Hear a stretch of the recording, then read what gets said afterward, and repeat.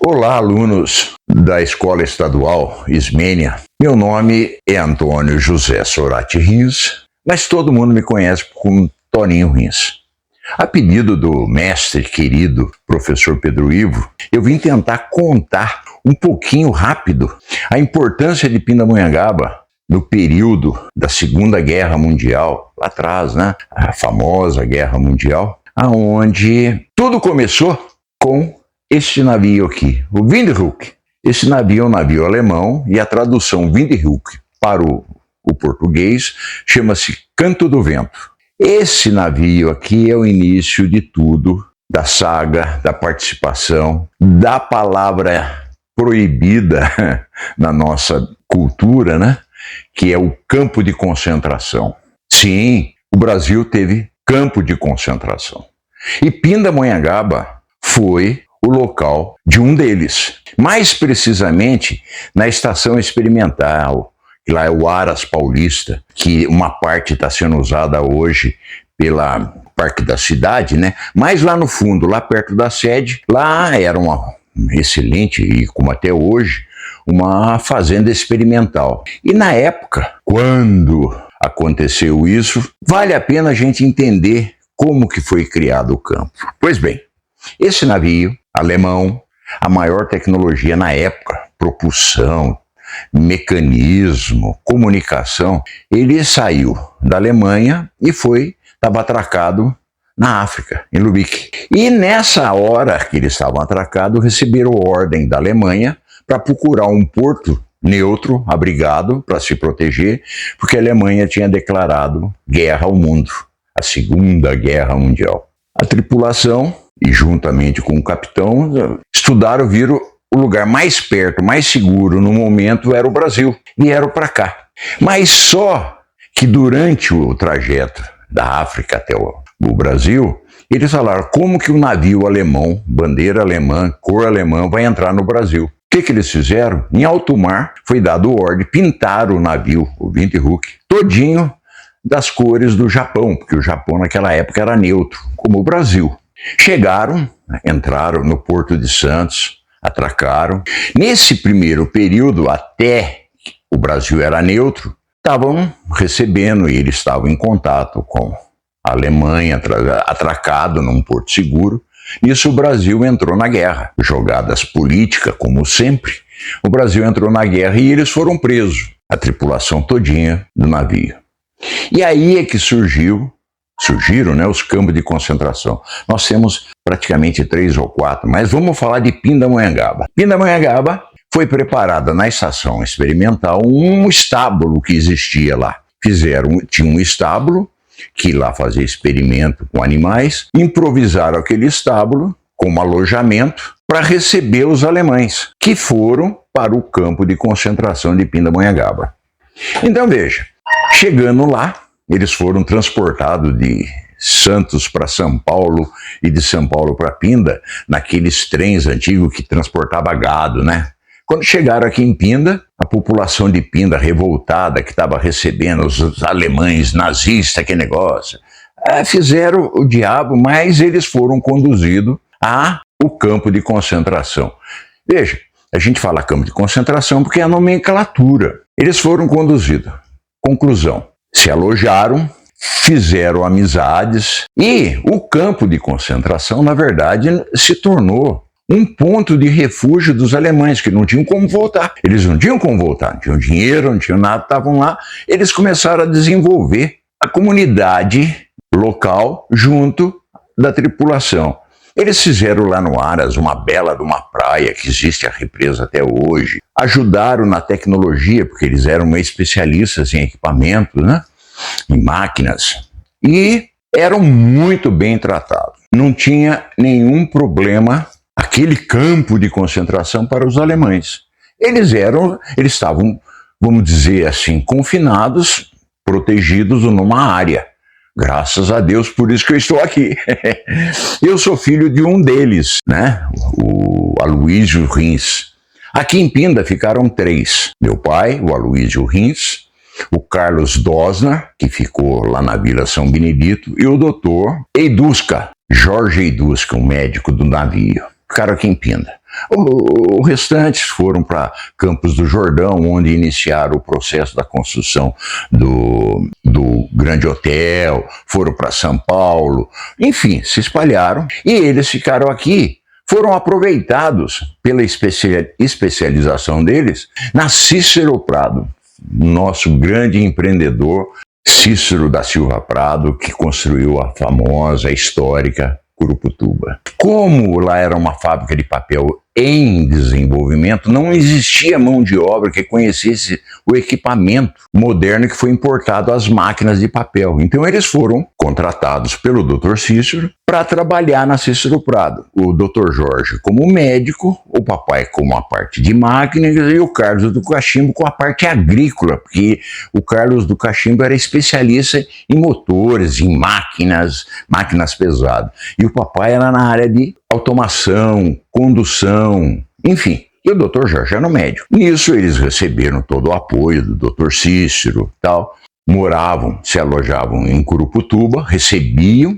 E foi lá que ele conheceu a minha querida e saudosa mãe, Benedicta Sorati Rins. E eu sou o produto dessa faixa da história.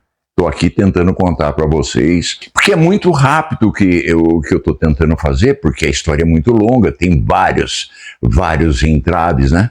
E isso, ao longo do tempo, eles foram desenvolvendo, foram fazendo parcerias, mas tem uns fatos importantes, tem uma coisa importante. Um belo dia, eles tinham de rotina, tinha exame médico, dentista, tinha tudo. Só que eles tinham que sair do campo e vir para a cidade para fazer. Então eles vinham com escolta. E um belo dia, vieram para fazer exame. Para vocês terem uma ideia do campo de concentração. Fizeram a consulta e enquanto eles estavam fazendo a consulta com o Dr. Túlio, os guardas da escolta foram para um bar tomar uma água.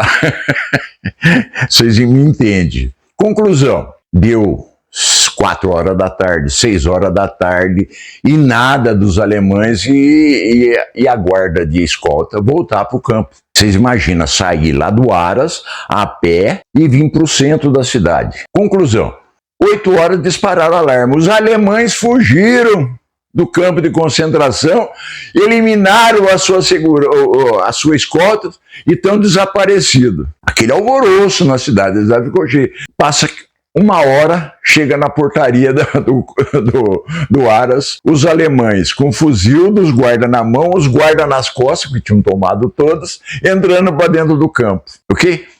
Então esses são fatos, tem outros fantásticos, eles formaram a maior orquestra que brilhantava todos os bailes, casamentos da nossa cidade, enfim, tinha uma padaria lá dentro, todas as delícias alemãs eles faziam, e no final de semana eles abriam para poder vender os produtos para ter dinheiro, para poder tentar comprar um aparelho de barba, outra coisa, para se virar.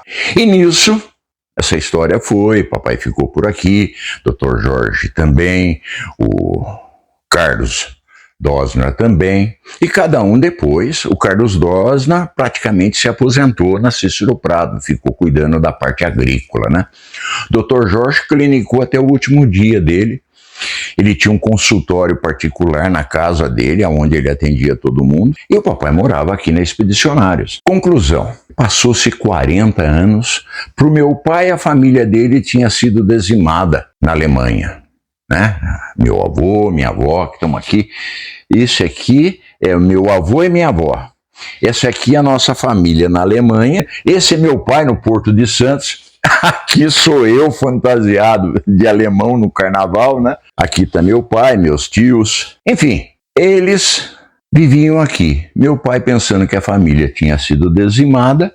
E a família lá, para a família, meu pai tinha morrido. E eu, não sei se todo mundo já sabe, né? Eu sou radioamador. Aconteceu um caso fantástico. A gente sempre tinha uma rodada de noite que a gente chamava de rodada do DX. E naquela época tudo era radioamador, não tinha essa facilidade que nós temos hoje da internet para falar com o mundo. Então a gente ficava corujando, que é o termo, né, em radioamadorismo, as estações mais longe, fora de Pinda, para fazer DX. E a gente sempre falava, com a Argentina, com a França. E quando a propagação, porque o problema de radioamadorismo na faixa que a gente usava, que era a faixa cidadão, tem um problema de propagação.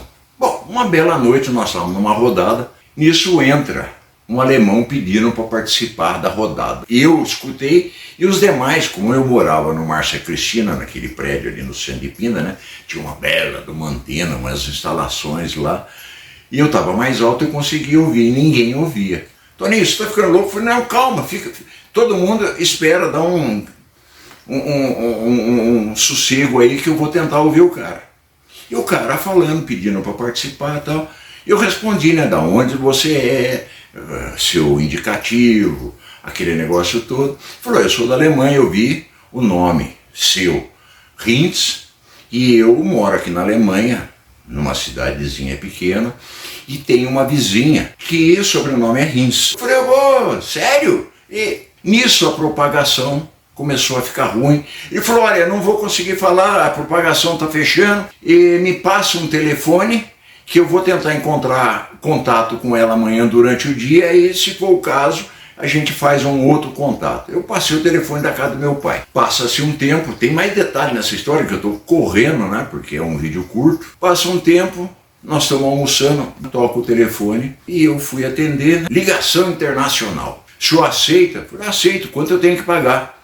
Não, o solicitante já pagou. Quem fala? Do outro lado, uma voz feminina, meio rouca. Ali, que era o nome do meu pai, Aloysio Rintz em alemão, e ela, na família era Ali Rintz. E eu, apavorado, chamei, pai, vem aqui, que eu acho que é alguém que está chamando o Ali. Ele falou, você está ficando louco, Tony, vamos almoçar. Eu falei, vai lá, é ligação internacional, tá pagando, é caríssima.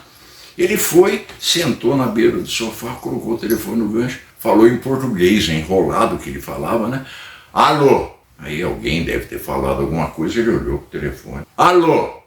Largou o telefone e saiu, começou a chorar. Voltou, não terminou de almoçar, e eu voltei pro telefone, alô! Mas aí a ligação tinha caído. Eu falei, meu pai do céu, agora.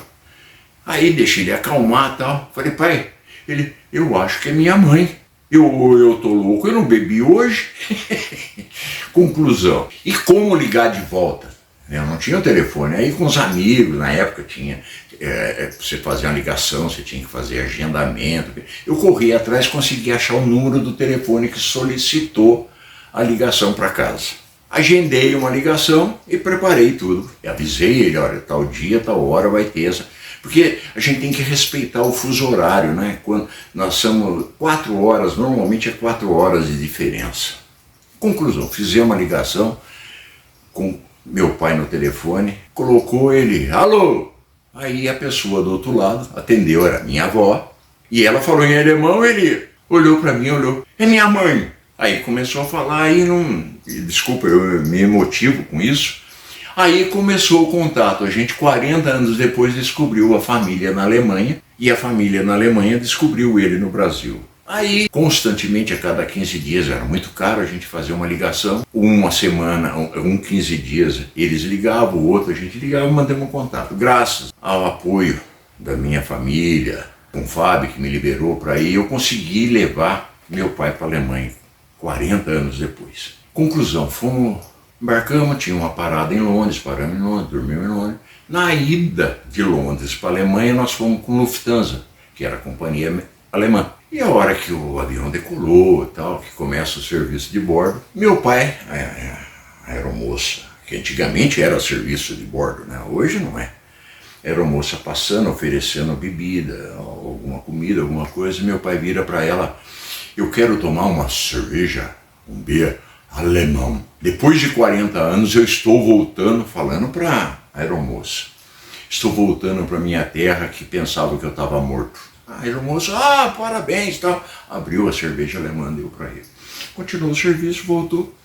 Daqui a pouco o comandante naquele interfone, liberando, parabenizando meu pai por retornar à Alemanha 40 anos depois para rever a família que tinha tido como perdida e liberou a cerveja no voo inteirinho.